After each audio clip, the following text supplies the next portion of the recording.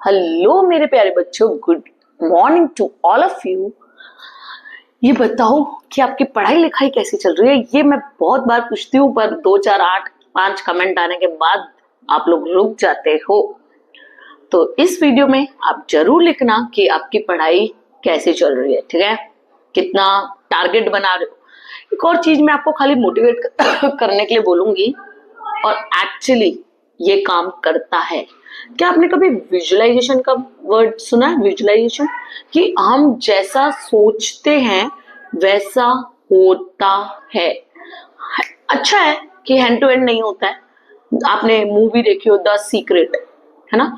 तो hand to hand नहीं होता, उसका रीजन है कि हम बहुत सारी चीजें ऐसे सोचते हैं जो हम 1 मिनट में भी सोचे हम करेंगे, 2 मिनट बाद सोचते हैं नहीं नहीं छोड़ना, कौन करेगा, राइट? तो ये मैं आपको इसलिए बता रही हूँ, आप जितना एक्सपेक्ट कर रहे हो ना कि आप इतने परसेंटेज तो आने ही चाहिए, एक काम करो, खाली उतने परसेंटेज एक पेज ले लो, पेज पर लिख लो कि मेरे को इतने परसेंटेज चाहिए, इतने में से इतने, या आप एक रफ मार्कशीट बना लो आपकी 10th बोर्ड को देखकर 12th बोर्ड की, कौन से सब्जेक्ट में आपको कितने मार्क्स चाहिए, और उसको जहां आप सो के सबसे पहले उठते हो, सबसे ज्यादा जहां रहते हो वहां पे रखो, और रोज उसको देखना है। अब इसका मतलब ये नहीं है कि रोज उसी को देखना है, वो आपको याद दिलाएगा कि आपको इतने मार्क्स चाहिए, इसलिए आपको पढ़ना है। और एक और चीज, उसका फोटो लेकर व्हाट्सएप की स्क्रीन पर, व्हाट्सएप नहीं सॉरी, आपके वॉलपेपर, मोबाइल का जो होम स्क्रीन है उस पे डाल लो। जब आप दोस्तों के साथ घूमोगे, फोन जैसे चालू रखोगे, व्हाट्सएप का स्क्रीन डाल लो। व्हाट्सएप जैसे चालू करोगे तो आपको दिखेगा, अरे यार मेरे को तो अकाउंट्स में इतने मार्क्स चाहिए, तो मैं इधर क्या कर रहा हूँ, मुझे घर जाके पढ़ना चाहिए, राइट? तो वो आपको याद दिलाएगा। और एक विजुअलाइजेशन जो पावर होती है, जैसा हम सोचते हैं, जैसा हम बोलते हैं, जैसा हम देखते हैं, पिक्चर चीजें जो पिक्चराइजेशन फॉर्म में होती है, वो हमारे दिमाग में, हमारे सबकॉन्शियस माइंड में जल्दी बैठती है। तो it's help you out to gain good marks in your exams. Okay, उसके साथ साथ पढ़ना तो है ही, लेकिन इसका मतलब ये नहीं है कि आप वही देखने बैठ जाओ और पढ़ो नहीं, ठीक है? चलो, तो सबसे पहला ये काम करना, आज आपका एक पेज ले लो, उस पे 10th की मार्कशीट देख लो आपकी, और उसके अकॉर्डिंग फॉर्मेट बना के आपका 12th का मार्कशीट बना लो, और उसमें आपको कौन से सब्जेक्ट में कितने मार्क्स चाहिए उसका फोटो लेके अपने फोन स्क्रीन पे डाल दो, ठीक है? और एक व्हाट्सएप स्क्रीन पे डाल दो, इंस्टा के पेज पे डाल दो। तो उससे क्या होगा, आप खुद उसको देख देख के मोटिवेट हो गए। तो इस टाइम पे आपको मोटिवेशन की सबसे ज्यादा जरूरत है। चलो, ये वीडियो पर इसके लिए नहीं था, आपके मोटिवेशन के लिए मैं ये वीडियो नहीं बना रही थी। ये वीडियो मैं आपको बता रही हूँ कि अगर आपका अकाउंट सैट्स इको बीएमए पेपर छूट जाता है, तो मैंने एक टाइम स्लॉट मैनेज किया है, उसके अकॉर्डिंग आप टाइम देंगे सेक्शंस को, तो आपका पेपर छूटने के चांसेस कम हो जाएंगे। और बच्चों, आप पता क्या करते हो, ज्यादा टाइम किसी सेक्शन को करने लगते हो, अटक जाते हो, तो ज्यादा टाइम वहां अलॉट कर डालते हो, इसलिए पीछे आपका कुछ ना कुछ बच जाता है।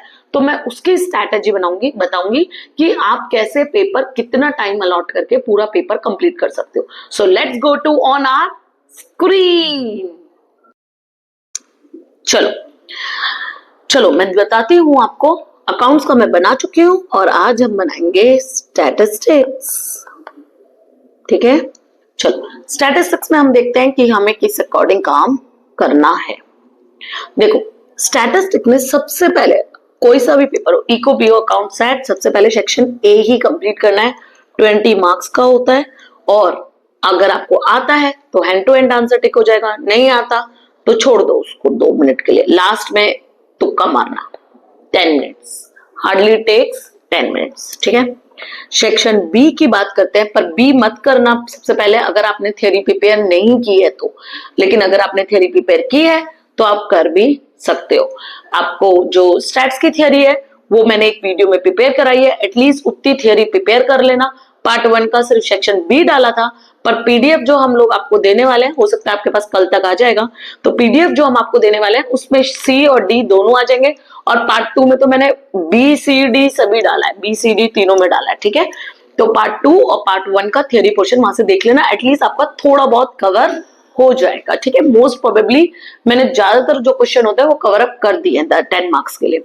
तो सेक्शन बी मत करना, पहले सेक्शन एफ उठा लेना, क्योंकि स्टैट्स में मैं हमेशा आपको ये कह रही हूँ कि स्टैट्स में पहले पार्ट 1 प्रिपेयर कर लो 100% देकर अपना। ठीक है, तो वो आपका करीब लेगा 30 मिनट्स, ज्यादा टफ होता नहीं है, लेकिन 30 मिनट्स इसलिए बता रही हूँ क्योंकि आपको आराम आराम से करना है, और क्वेश्चन उतारने में गलती मत करना। सबसे ज्यादा इसमें गलती होती है कि आप जब क्वेश्चन देखकर उतारते हो नोटबुक में तो 20 की जगह 30, 40 की जगह 10, 50 कुछ भी ऐसा लिख देते हो, उसके कारण बिल्कुल इजी क्वेश्चन होते हैं पर आपका कुछ ना कुछ गड़बड़ हो जाता है। सेक्शन है पूरा पार्ट 1 में से ही होता है, पार्ट 2 होता ही नहीं, उसमें पार्ट 1 ही होता है आपका पूरा, है ना। ठीक है, पार्ट 1 का फॉर्मूला भी मैंने आपको फॉर्मूला लिस्ट अलग से दी है, तो आप फॉर्मूले वहां से जाके पढ़ लेना। ठीक है, चलो कितने क्वेश्चन करने हैं आपको? 4 क्वेश्चन यहाँ करने होते हैं। फिर आप ले लेना section C D E F. ठीक है, तो सी में आप क्वेश्चन कितने करने होते हैं आपको? 7 क्वेश्चन करने होते हैं आपको। स्टैटिस्टिक्स का पेपर एज कंपैरेटिवली अकाउंट्स थोड़ा लेंदी होता है, अगर आपको नहीं आता तो वैसे ही लेंदी हो जाता है। ठीक है, अकाउंट्स तो हमको कॉमर्स के स्टूडेंट है तो डेफिनेटली थोड़ी बहुत तो आती है, स्टैट्स थोड़ा और ज्यादा खड़बड़ाता है। चलो, तो 7 क्वेश्चन करने हैं, तो इसमें हम आपको दे सकते हैं 35 मिनट्स। ओके, इसको आप दे सकते हो 35 मिनट्स। बात करते हैं सेक्शन डी की।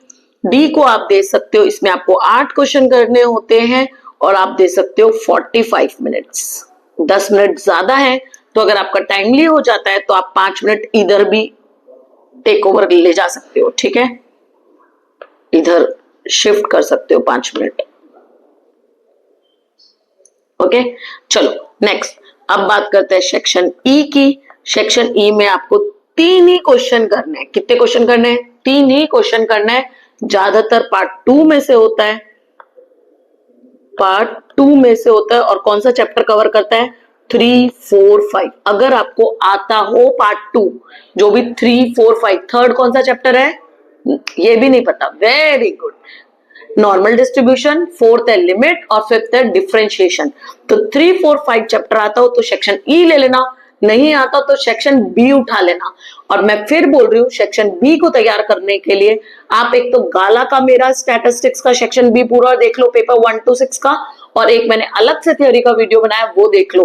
तो एटलीस्ट आपके 2 घंटे में सेक्शन बी यानी 10 मार्क्स की तैयारी हो जाएगी। ठीक है, गाला का देख लोगे और जो मेरे अलग से मैंने वीडियो बनाया 1-2 दिन पहले ही दिया था, तो वो देख लोगे तो आपके काफी कुछ प्रिपेयर हो जाएगा। 80%, 90% जैसा प्रिपेयर हो जाएगा। उसके अलावा कुछ थ्योरी हो भी नहीं सकती है स्टैट्स में, तो वो जरूर देख लेना, क्योंकि आप खुद पढ़ने बैठोगे तो पता नहीं क्या क्या पढ़ोगे फालतू का भी।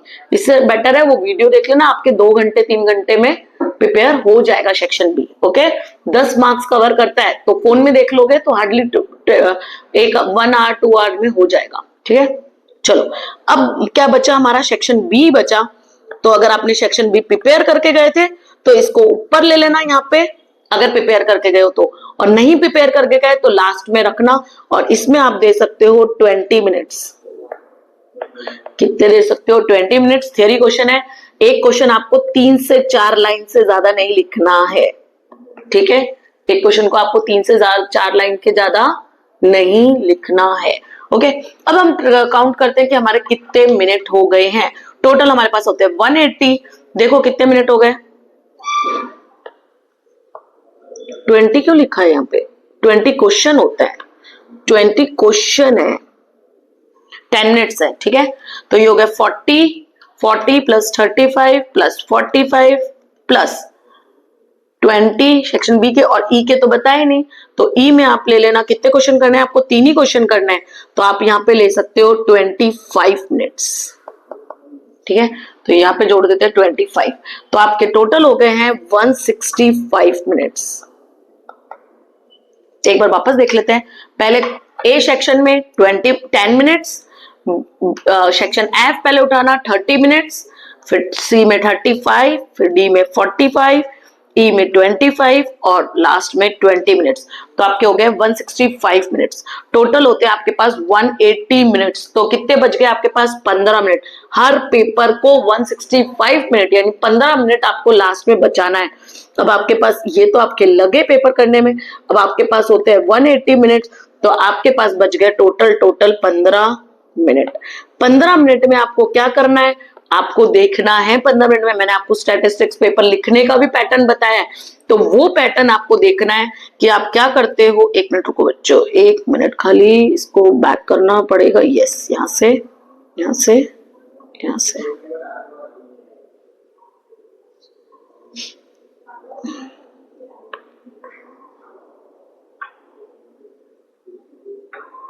ठीक है, तो देखो दूसरा मैं आपको क्या चीज बोल रही थी कि जब आप ये कंप्लीट कर लेते हो तो आपके पास जो 15 मिनट्स लेफ्ट हो रही है, जो 15 मिनट अभी भी आपके पास बच रही है, क्या बच रही है आपके पास? 15 मिनट जो बच रही है, उसमें आपको क्या करना है? उसमें आपको पूरा जो आपका मतलब आपने मुखवास लिखा है या नहीं, मुखवास यानी नीचे नाइट 10 किसमें? सेक्शन एफ में, डी में, ई में, सॉरी एफ और ई में देख लेना, ई और एफ में मुखवास लाइन लिखी है नहीं, आंसर्स को ऐसे ब्रैकेट में डालना जो राइट एंगल बॉक्स में, ताकि टीचर को ज्यादा देखने में दिक्कत नहीं हो। और ई और एफ के क्वेश्चन, हर क्वेश्चन नए पेज से स्टार्ट करना है। किसका?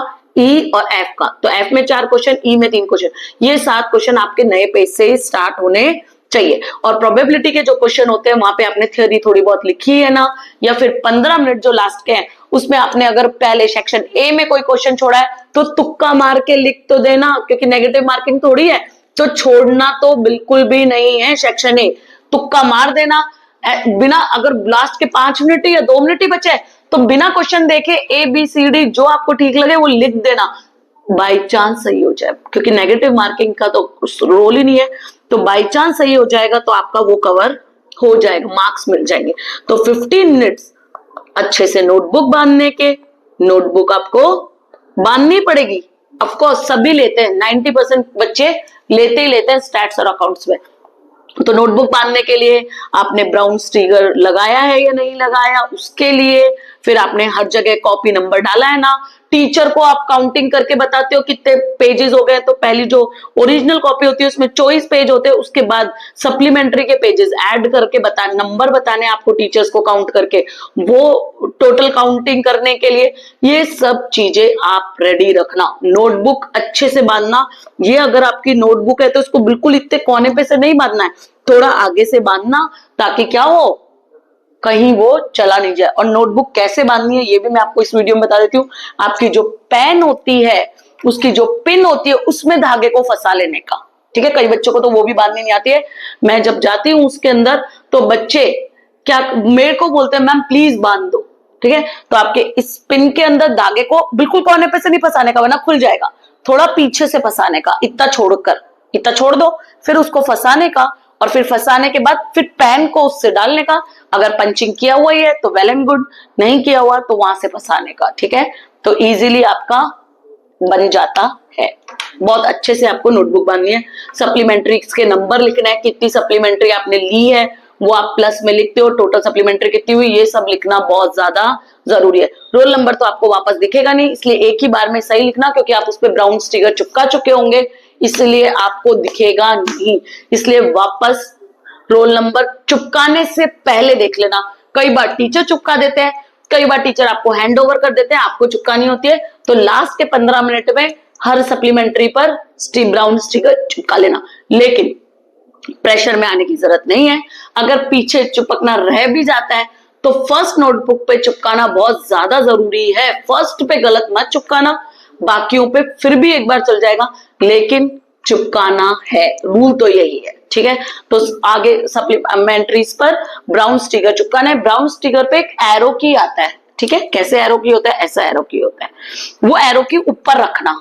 लेकिन अगर आप कई बार है ना बच्चे तब गलत लगा देते हैं, उल्टा, मतलब एरो की ऐसे कर देते हैं, आप बोलो मैम कुछ हो गया क्या, अब क्या होगा, मैंने तो उल्टा लगा दिया, अरे कुछ नहीं होगा, ठीक है। Don't take pressure, okay, simple thing, कुछ नहीं होगा, पर कोशिश करना। मैं आपको वीडियो इसीलिए बना रही हूँ, आपको बता रहे हैं सब लोग, तो ये जो होता है उसके ऊपर एक छोटा सा एरो की होता है, एरो की को ऊपर रखना, ठीक है, तो वो आराम से चिपक भी जाता है और पील भी हो जाता है इजीली, ठीक है।